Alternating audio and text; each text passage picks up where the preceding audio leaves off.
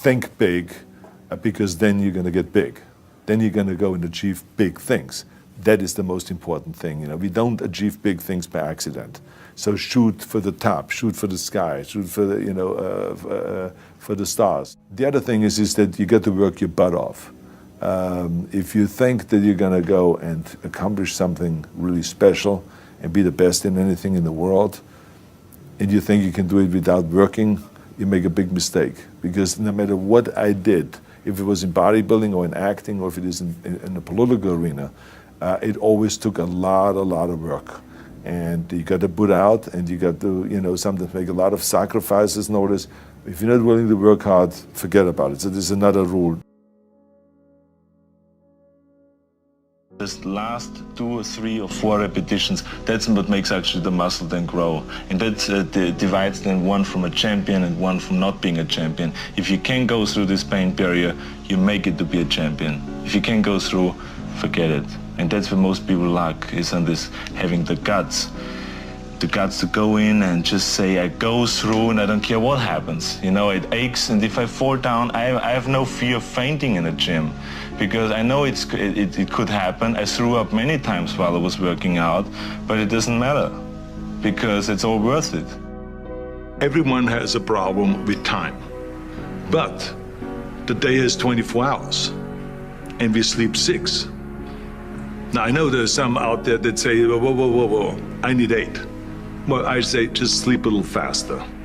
Because the bottom line is we have 6 hours of sleep, 24 hours are available, so you have 18 hours now available to do your work, your family, your hobbies, and also to learn something new or to do something new, which could easily be that you want to learn a new language, or that you want to read as a New Year's resolution, I have to read a book every week, or you say, I'm gonna go and reshape my body. So you're gonna go and take this hour out of your schedule and say, I'm gonna train an hour every day. So this is, for most people, a huge challenge, but it is totally doable, I can tell them, because the kind of things that I did when I came to this country, I went to school, I was working in construction, I was working out my 5 hours a day. I was taking acting classes from 8 o'clock at night to 12 midnight. I was doing all of those things. I wanted to make sure that out of the 24 hours of the day, that I don't waste one single hour. Those hours were too precious. And so there I just want to tell people, don't give me this thing, I have a difficult time with the time and I don't have time for this and I don't have that. You have time, you make the time. Now, of course, people ask me all the time, they say to me, what is the secret to success? These are my rules, and I think that they can apply to anyone, but that is for you to decide, because not everyone is the same. There's some people that just like to kick back and coast through life, and others want to be very intense and want to be number one and want to be successful. And that's like me. I always wanted to be very intense. I always wanted to be number one. I took it very seriously in my career. So this was the same when I started with bodybuilding. I didn't want to just be a bodybuilding champion. I wanted to be the best bodybuilder of all times. The same was in the movies. I didn't want to just be a movie star. I wanted to be a great movie star that's the highest paid movie star and have the BAFTA title building. And so this intensity always paid off for me. This commitment always paid off for me. So here are some of the rules. The first rule is trust yourself. And what I mean by that is so many young people are getting so much advice from their parents and from the teachers and from everyone. But what is most important is that you have to dig deep down and ask yourselves, who do you want to be? Not what, but who. And I'm talking about not what your parents and teachers want you to be, but you. I'm talking about figuring out for yourselves what makes you happy, no matter how crazy it may sound to the people. I was lucky growing up because I did not have the television, or I didn't have telephones, I didn't have the TV, the computers and the iPods. And of course Twitter was then something that birds did outside the window. But I didn't have all the distractions in all this. I spent a lot of time by myself so I could figure out and listen to what is inside my heart and inside my head. And I recognized very quickly that inside my head and heart were a burning desire to leave my small village in Austria. Not that there was something wrong with Austria, it's a beautiful country, but I wanted to leave that little place and I wanted to be part of something big. The United States of America, a powerful nation, the place where dreams can come true.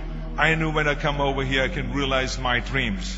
And I decided that the best way for me to come to America was to become a bodybuilding champion, because I knew that was my ticket. The instant that I saw a magazine cover of my idol, Reg Park. He was Mr. Universe, he was starring in Hercules movies, he looked strong and powerful, he was so confident.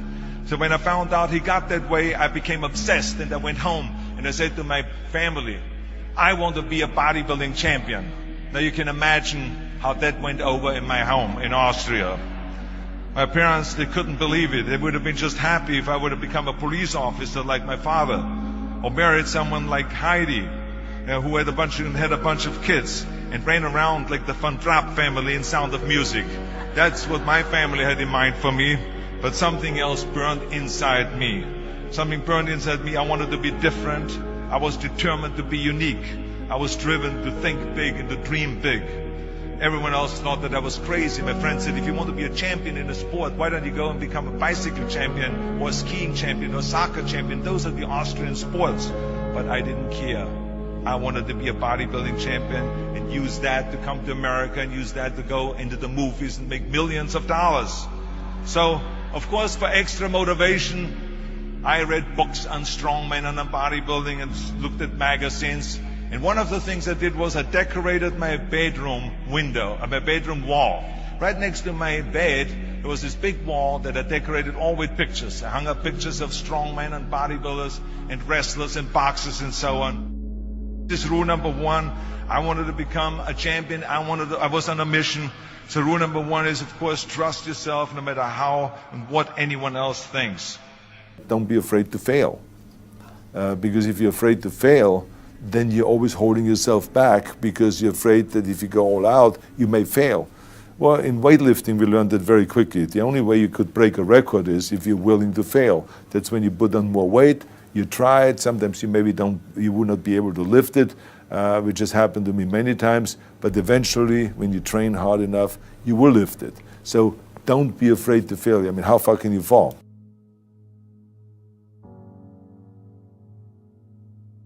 That just shows you again so much for it can't be done. This is why I try to tell you, anything and everything can be done if you can visualize it and if you believe in yourself. It was the same thing again when I ran for governor. You can imagine when I went on the Tonight Show and I announced that I'm going to run for governor of the great state of California. People came to me afterwards and said, you're crazy. You don't announce something like this on the Tonight Show. You have an official press conference at the state capitol.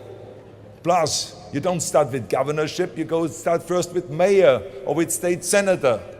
And I said, I don't want to be senator, I don't want to be mayor, I want to be governor. Don't you understand that? Well, the rest is history. I won in 2003 and I won also in 2006. And let me tell you, you're going to find the naysayers in every turn that you make. Don't listen. Just visualize your goal, know exactly where you want to go. Trust yourself.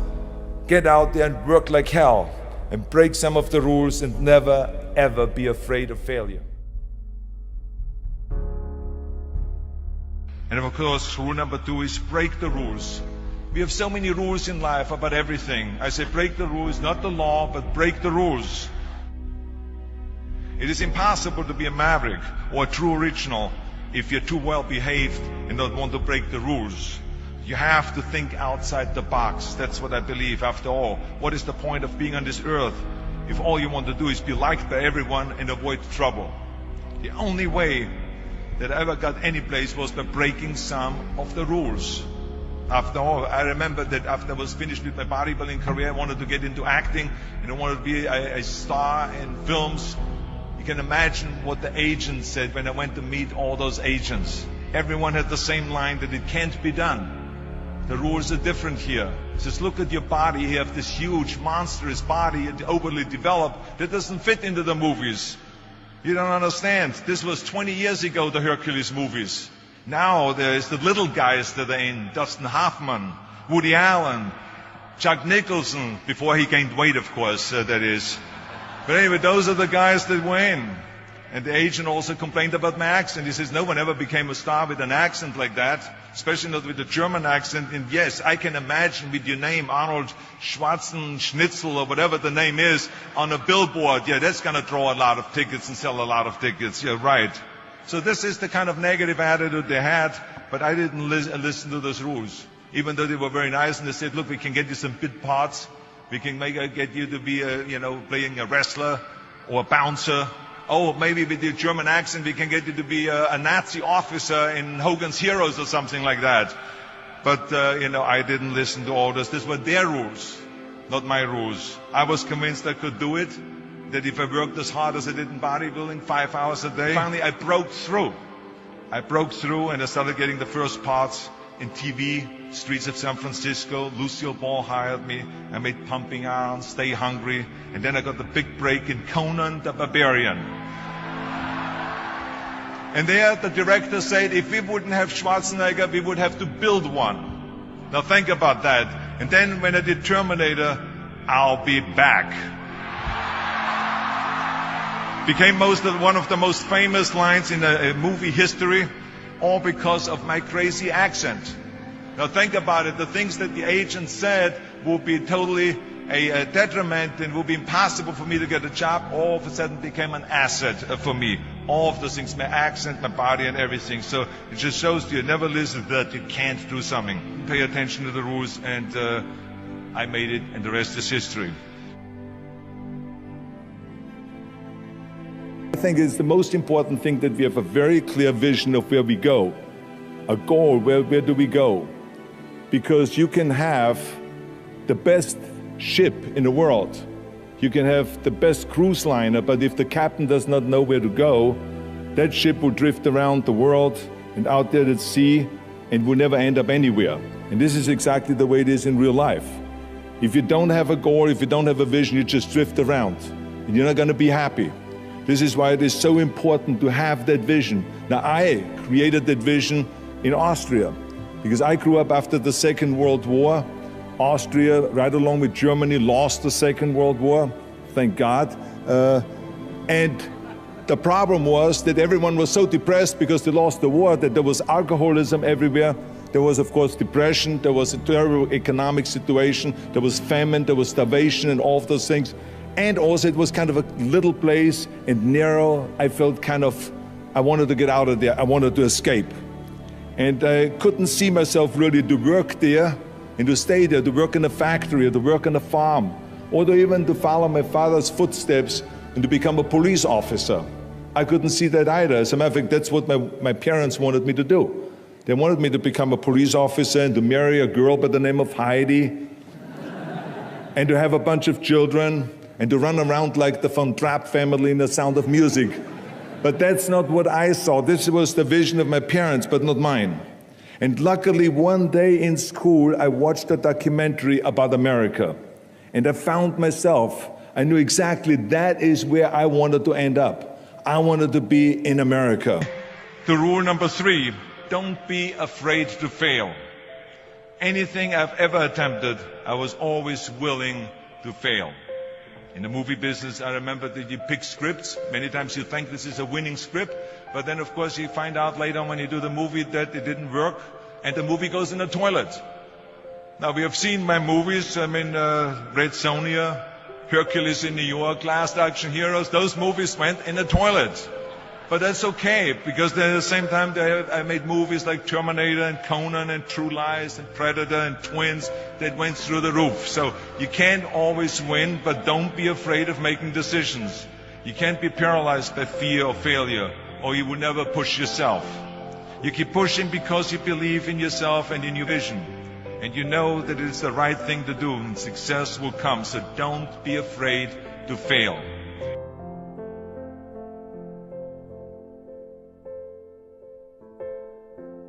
That I was very fortunate that I had great heroes. I had great heroes that I could look up to, and I mentioned 2 of them, Muhammad Ali and Sergeant Shriver, my father-in-law. But there's other great heroes like Gorbachev, Reagan, Mandela, great leaders like Mother Teresa, Chancellor Kohl, and Churchill, and the list goes on and on. I mean, those people had such an impact on the world. Single-handedly, they've changed the world. We all can create change, whether it is in our neighborhood, or in our local schools or in our country. It can be big, but it can also be as little as just going to a school kid that has problems reading and teaching that kids how to read or how to do math. We don't have to just work on me. We should also work on we. Not just me, but also we. Remember that. To lead a truly full life, you must give back. You must leave the world a better place than you found it. Because the bottom line is, it is up to us. I mean, those rules that I've given you are important rules, but giving back is one of the most important rules. Don't listen to the naysayers. I mean, how many times have you heard that you can't do this and you can't do that and it has never been done before? Just imagine if Bill Gates had quit when people said it can't be done. I hear this all the time. As a matter of fact, I love it when someone says that no one has ever done this before, because then when I do it, that means that I'm the first one that has done it. So pay no attention to the people that say it can't be done.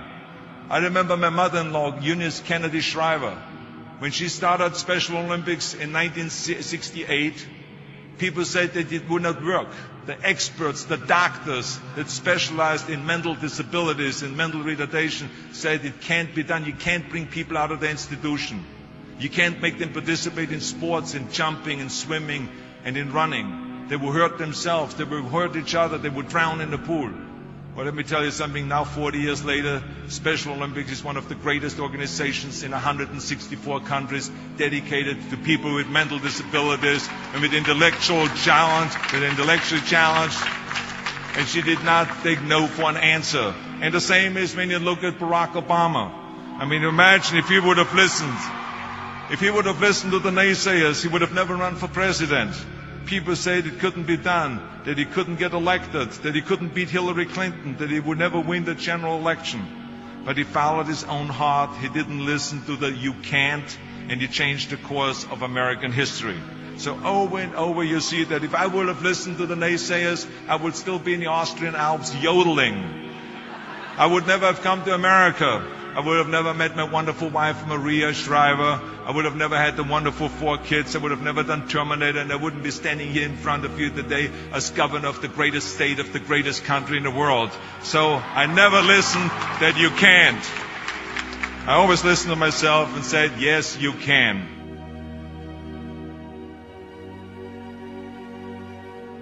Use your power of potential and make this nation and this world a better place. It worked for this immigrant that came over here to this country with $20 in the pocket, and I know and I guarantee you it will work for you too.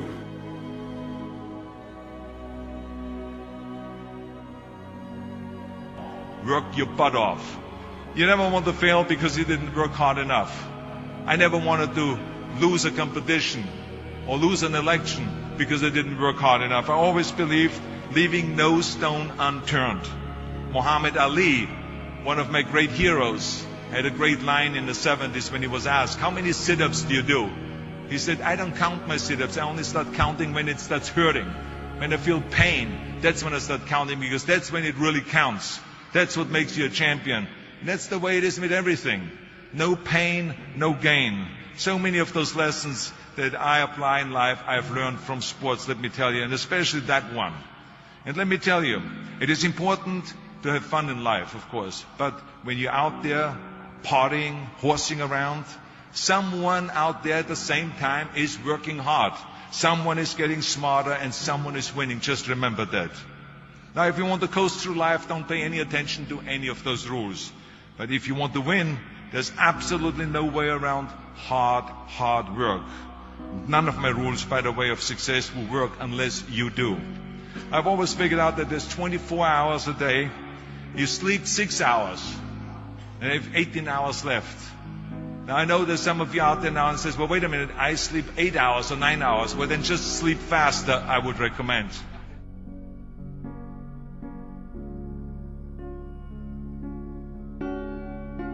All of those liabilities that they talked about started turning into assets. When they did Conan the Barbarian, the director came to me and he said, if we wouldn't have you, we would have had to build one. And on Terminator, the director said, I couldn't imagine to have anyone play Terminator that wouldn't have an accent and that wouldn't have your body. I cannot imagine the line, "I'll be back," with a normal American accent. It works so perfectly that you have this German accent. So all of those things that they said are liabilities became an asset. As moment went on, it grew and grew, and I went from one movie to the next, started making more and more money, and then I ended up being the highest paid actor with $30 million on Terminator 3. Just remember, you can't climb the ladder of success with your hands in a pocket.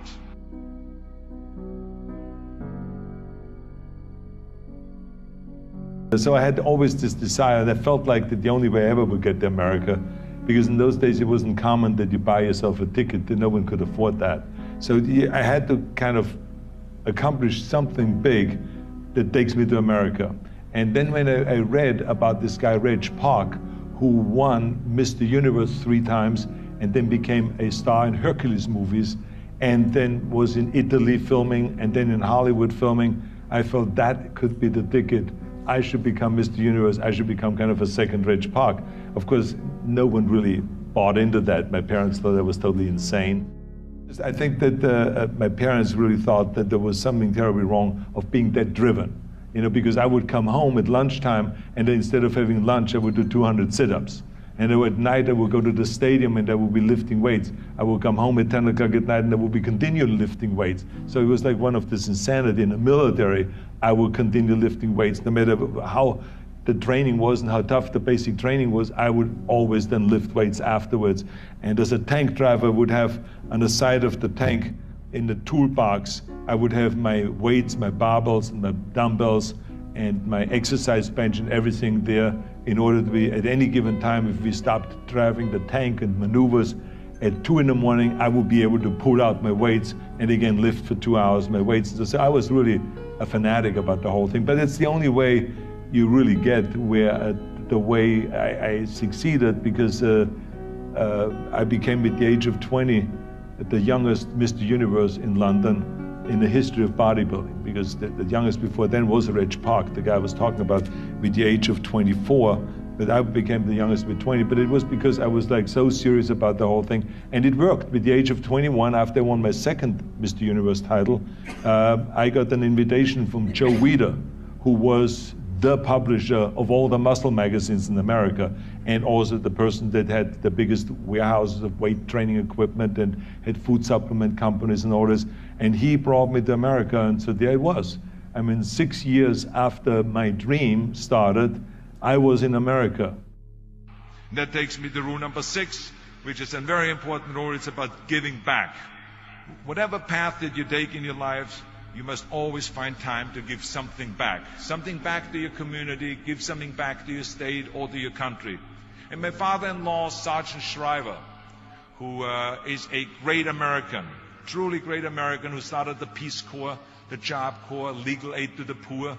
He said at Yale University to the students at a commencement speech, tear down that mirror. Tear down that mirror that makes you always look at yourself. And you will be able to look beyond that mirror, and you will see the millions of people that need your help. And let me tell you something, reaching out and helping people will bring you more satisfaction than anything else you've ever done. Let me tell you, as you prepare to go off into the world, remember those 6 rules. Trust yourself, break some rules, don't be afraid to fail, ignore the naysayers, work like hell, and give something back.